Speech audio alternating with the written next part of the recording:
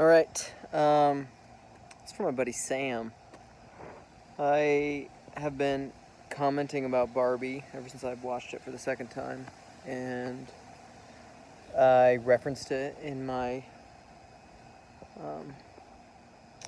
philosophical, theological ramblings of my last two videos, and so now I just want to do a straight-up review of it. I almost wish I could have watched it and taken notes. I remember some things, but there's, I guess my starting off point will be this, is my friend Sam said that he's watched a lot of reviews. He hasn't found time to watch it, but he said it's, some people call it, feminist propaganda, and then some people call it crypto-traditionalist. And he said even conservatives, whatever, the label of conservative liberal, whatever. I've talked about how that's problematic, but even those people tend to disagree. And so I made the comment that I said, well, that just probably shows you that it's good art. That there's you can't find some kind of overarching ideology to apply it to.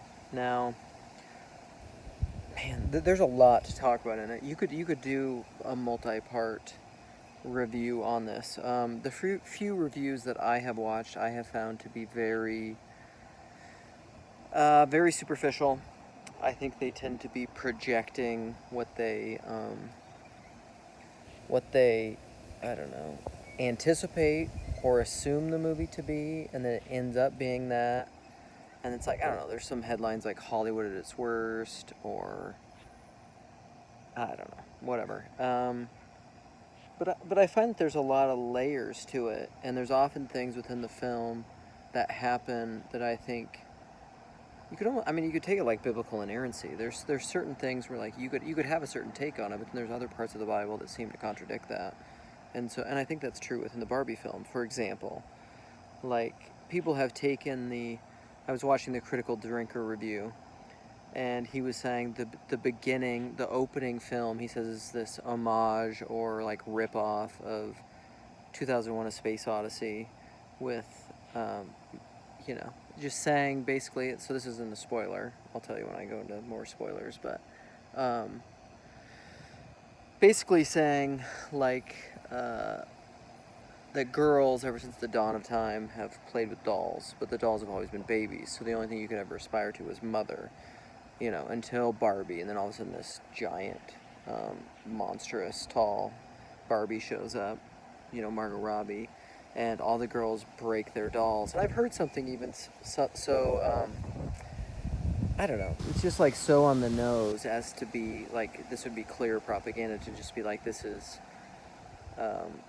like, anti-natalism or something, like it's saying we should just like kill babies, it's against having babies, it's against motherhood, it's kind of, which would be, I don't know what you call that. Is that even first wave feminism? I don't know. But I don't take it to be that, because, spoiler alert, there are many points later on in the movie, and particularly with like the main real life character, the girl who's Margot Robbie's stereotypical Barbie is her Barbie, that is this portal between the real world and the Barbie world. Her character is very much, she's a mother, and she loves her job as a mother, and so she's an example of this girl who has been in a lot of ways emancipated or empowered or whatever by Barbie, but yet she's simultaneously, and I think the Barbie movie is simultaneously acknowledging this struggle between freedom and constraint, right? Is complete freedom and liberation from your biology and your motherhood and your children and being tied to being merely a nurturer of children and a mother, is complete freedom from that freedom? Well, no, it's often slavery, because what a lot of women find is that they end up wanting to have kids, and then they end up trying to fill two roles and fulfill two roles, and being torn between the two, and being overwhelmed, and find that thing to be struggling. And that's what the main character and a lot of the people throughout the film end up saying is like, you can't, like, there's a line in it that's just like, you can't please anyone. It's kind of like you're damned if you do, damned if you don't, you know. And at the end, there's a couple scenes. It's what's her name, America Ferrara. There's a few of her like big monologue speech points is like, you do this and you're screwed, and then you do this and you're screwed, and if you do this and you want to like be pretty but not too pretty, and you want to be part of the sisterhood but not, and so it's like it's these two sides of things, and they're like, and someone says at some point, like, her daughter, I think, says this, or no, I can't remember who says it, but she's like, everybody hates women. That's the one thing we can all agree on. Women hate women, men hate women. And what's cool, I don't know, what I think is cool about the Barbie movie is it wouldn't be exactly the same, but you could make a film. There isn't quite a corollary reality for men, but you could make a Barbie-like movie for men about how it's really difficult to be a modern man. It wouldn't play the same way with Barbie because I don't think we're that point to the spiral of our consciousness or whatever, like, men are going to have to continue to be, I mean, we're too early on the curve. Men are going to have to continue to be disenfranchised and hated on and abused before, like, an acknowledgement of the legitimacy of masculinity can reemerge. But Barbie points at that kind of stuff somewhat, like there are little things like, not every day has to be girls' night. And the whole relationship with Ken, and how Ken has no self-identity because it's always Barbie and Ken. Like, who is Ken apart from Barbie? Like, there's that whole scene of that enlightenment. And you could say, I think my son had this take, you could say of the men in Barbie, I'm probably going to cut this off soon, because there's a lot to say about the movie. You could say that, like, all the men are portrayed as, like, such morons that like, it's, like, that's propaganda. It's clearly, like, I don't assume that Greta Gerwig and Noah, whatever his name is, the writers and the director, are so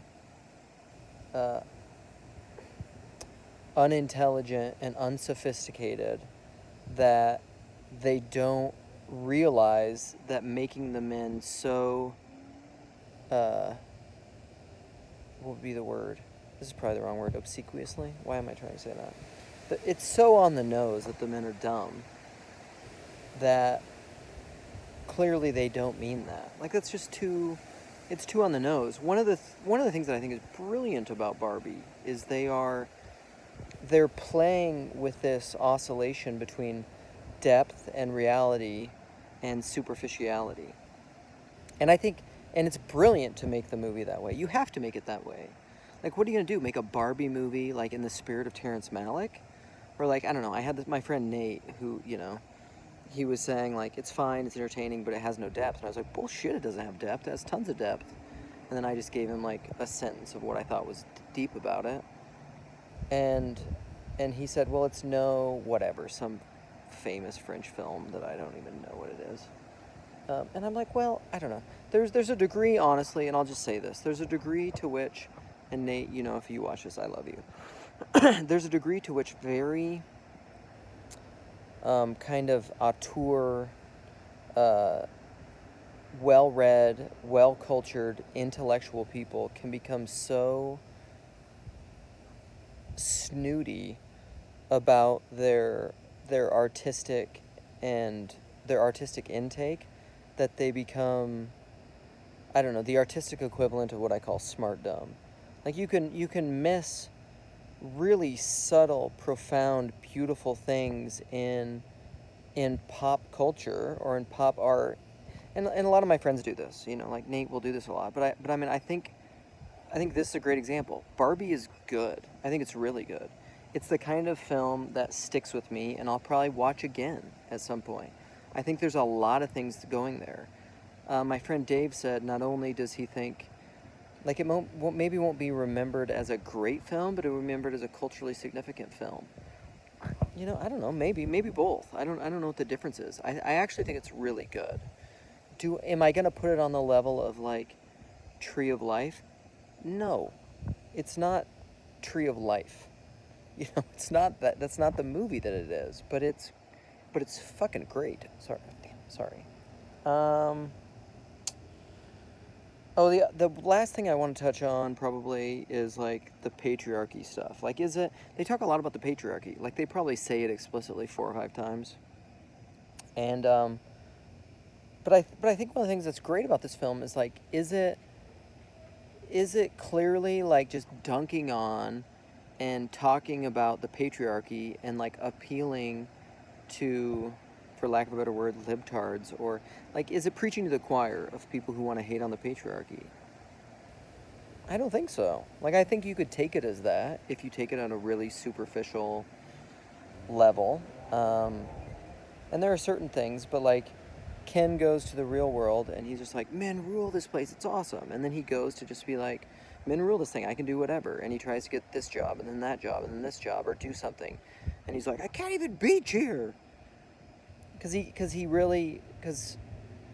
like, this is the reality of like hillbilly elegy, or, post-Trumpian poor Appalachia, or poor, like, whatever. What the hell is that song that's popular on YouTube right now about like the Richmond, north of Richmond, that Chad made a video about?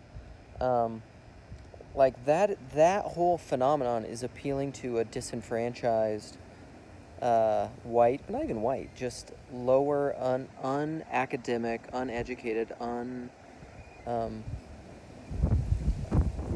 sorry about the wind, just like lower middle class, or less than middle class, like poor rural folks. It's an appeal to that, and I don't know, whatever. I lost my train of thought. So I don't know. There's a lot more things I could say about Barbie. If I get a number of comments on this, and those things are catalysts or inspiration to take this another way, I'll maybe take another stab at Barbie review point 2. But that's it. I don't think like, I don't, whatever. Ben Shapiro's review of like, this is woke culture propaganda. I mean,